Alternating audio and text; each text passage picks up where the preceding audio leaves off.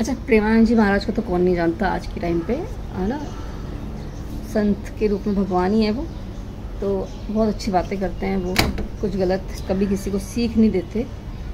और उनकी बातें ऐसी है कि जो सीधी है ना, मतलब ऐसा दिल दिमाग पे ऐसी बैठ जाती हैं, जिनकी बैठनी होती है।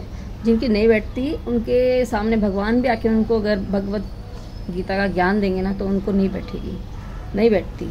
जिनका राक्षसी हृदय है, उनके हृदय में नहीं बैठती बातें। तो उनकी एक बात है जो उन्होंने कही कि अगर आपने किसी का 1 रुपया भी उधार लिया है और आपकी ये नीयत है कि उसको वापस ना चुकाओ आप, तो आपको उस 1 रुपये के लिए भी दोबारा जन्म लेना पड़ेगा। तो एक मेरे एक कन्फेशन है मेरा भी कि मेरी नीयत नहीं थी ऐसी, लेकिन ऐसा हो गया कि परसों मैंने आपको एक अपनी स्टोरी सुनाई थी 8 मंथ्स की, गुड़गांव वाली। तो जो लास्ट मंथ था, तब मैं वापस हड़बड़ी में ही वापस आई थी कि अब मेरे से रहा नहीं जा रहा। तो मैंने अपने पापा को कॉल किया था एंड देन हम वापस आ गए थे। तो जो लास्ट मंथ में कुछ 10-15 दिन जो मैंने उस रिक्शा वाले से, मतलब वो क्या, मैंने उसको लगाया हुआ था कि तू आना, और मतलब ऐसा मैं देखो पेमेंट लास्ट में पेमेंट करती थी उसको। अभी मेरे को भी उस टाइम पे कैसे सैलरी आती थी ना कि 10 तारीख को आ रही है सैलरी, है ना, ऐसी सैलरी आती थी 10 को, कभी 15 को भी दे रहा है। तो मेरे को, मैं भी उसको फिर 30 तारीख को लास्ट में देती थी। मैं तो दे देती थी 30 तारीख को लास्ट में, लेकिन मैं और बीच में आ गई एंड लास्ट पे वो आया ही नहीं। मतलब उस दिन, उसके एक दिन पहले भी नहीं आया था वो। तो कुछ 500 रुपीज़ थे जो मेरे उसके आज भी बकाया हैं, और हो सकता है उसने बहुत गालियाँ दी हो मुझे। मतलब ये हंसने की का विषय नहीं है, और ऐसा नहीं है कि ये बात मेरे को आज याद आ रही है। मेरे को हर दिन आती है ये बात याद।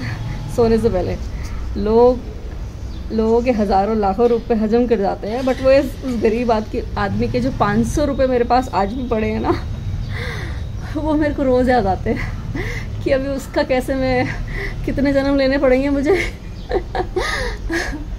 God knows. और उसके अलावा मेरे पास किसी का कोई ऋण बकाया नहीं है, बट वो है।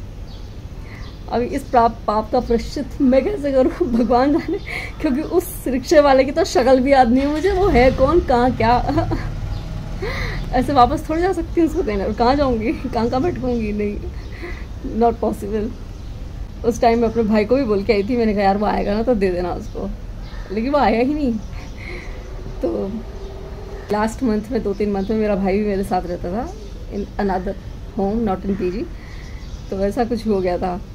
तो वो 500 रुपये मेरे को आज भी मेरे माइंड में हर रात को सोने से पहले ध्यान आते हैं कि यार उस गरीब आदमी के 500 रुपये खा गई मैं। खाया ही नहीं है मैंने। मैं खुद ही इतनी टेंशन में थी कि मैं, और वो आया भी नहीं। तो ऐसा हो गया, मतलब सर्कमस्टांशियल लॉस हो गया उसका मेरी तरफ से, और मुझे पर चढ़ गया पाप। तो ये आज मेरा कन्फेशन है कि ऐसे मैंने किसी के 500 रुपये मेरे पे बकाया हैं। ऐसे प्रेमानंद जी जो है ना, हर किसी के दिल में ना ऐसे जगाते रहते हैं, दिया जलाते हैं वो लोगों के दिल में कि तुमने जो गलत किया है वो एक्सेप्ट करो। और पता है एक चीज़, जब हम 1 रुपये का दान करते हैं ना, तो सारी दुनिया को बताते हैं, लेकिन अगर कभी हमने 1 रुपया किसी से चुरा लिया तो हम बता थोड़ी ना सकते हैं, बताएंगे भी नहीं। किसी से उधार लिया और देने की नीयत ही नहीं है तो हम थोड़ी बताएंगे कि तेरे से उधार लिया है। मेरा एक फ्रेंड है, तो उससे भी लोग उधार ले लेते हैं, एंड जब वो उधार मांगने की बारी आती है तो वो चढ़ जाते हैं उसके ऊपर कि यार तू इतनी जल्दी मांग रहा है यार पैसे, हमारे घर में तो इतनी प्रॉब्लम थी, तूने कैसे मांग लिया यार पैसे, हम दे देंगे ना यार, हम खा के मर जाएंगे क्या। लोग ऐसी बातें करते हैं। उधार मांगते टाइम तो सब भिखारी बन जाएंगे, और उधार देते टाइम जो है चढ़ के राक्षस बन जाएंगे। तो ऐसे लोग भी होते हैं। और क्या, और बस अब तैयारी चल रही है। आज हम लोग जा रहे हैं कोटा, मैं और मिहिका, है ना। तो हमारी ट्रेन है शाम को 7 बजे बोरीवली से। यार इस बार मतलब थोड़े आनंद फानंद में टिकट हुआ है ना, तो बोरीवली से, नहीं तो वसई से करवाते हैं तो ज़्यादा बेटर रहता है हमारे लिए, डायरेक्ट वसई से। तो वसई से जाएंगे बोरीवली से जाएंगे कोटा, एंड अर्ली मॉर्निंग 6:30 और मे बी 7 घर पहुंच जाएंगे। 8-7:30 बजे तक घर पहुंच जाएंगे, है ना।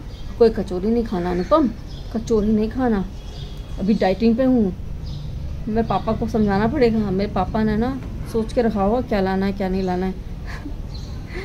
उनका रहता है ऐसे ऐसे खोल देंगे सामने लाला के सामान, खा खा खा खा। मैंने बड़ी मुश्किल से 2 हफ्ते में 1 किलो वजन कम किया है। इस एक दिन में वो बढ़ के वापस ना आ जाए ना तो देखना। 1 दिन के लिए जा रही हूँ मैं, सिर्फ 1 दिन के लिए। अच्छा, ओकेजन क्या है ये बता दूँ। ओकेजन है मेरे बाबूजी का बर्थडे। एंड बाबूजी का बर्थडे जब से मनाने लगे हैं पिछले 5-6 साल से, मैं एक भी बर्थडे पे नहीं गई। तो मैंने सोचा अब बाबूजी का 90th बर्थडे है तो इस बार चलते हैं, है ना। इस बार ये वाला बर्थडे बाबूजी का साथ में मनाते हैं, बाबूजी भी खुश हो जाएंगे। कुछ होते हैं वो भी, उनको बता दिया मम्मी ने कि आने वाली है। तो वो दिन 4 बार आके पूछते कितने बजे आएगी इसकी ट्रेन, कितने बजे आएगी इसकी ट्रेन, लेने चला जाना उसको। ऐसा रहता उनका। बुढ़ापे में आदमी बच्चा बन जाता है पता है। और जब वो जवान थे ना, हमारी सिट्टी पिट्टी गुम हो जाती थी उनके नाम से। मतलब डरते थे हम भयंकर बाबूजी से। पापा से नहीं डरते थे, पापा तो प्यार ही करते थे हमारे। पापा से, बाबूजी से प्यार तो वो भी करते थे, प्यार से भी करते हैं, पर किसी को तो धाक रखनी पड़ती है ना बच्चों पे, है ना। तो बाबूजी थे वो चीज़। और कल मैं बाहर गई सब्जी लेने, तो मैं सब्जी लेके आ रही थी और आते आते 2 छोटे बच्चे थे, छोटे 7-8 साल के बच्चे, 7 साल के बच्चे ट्यूशन जा रहे थे अपना बैग बुक टांग के। एंड उनमें से एक बच्चा बोलता है, यार अपन पता है बड़ा हो जाएंगे ना, अपन बड़ा पाव का ठेला लगाएंगे। And I was like shocked कि अपन बड़े हो जाएंगे तो अपन बड़ा पाव का ठेला लगाएंगे।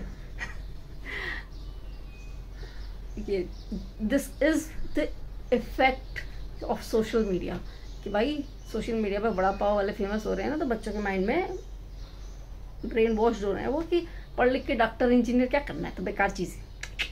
अपन बड़ा पाव का ही ठेला लगाएंगे, नहीं पढ़ेंगे लिखेंगे थोड़ी ना, टीचर एडमिनिस्ट्रेटर कुछ नहीं बनेंगे अपन बड़ा पाव का ठेला लगाएंगे।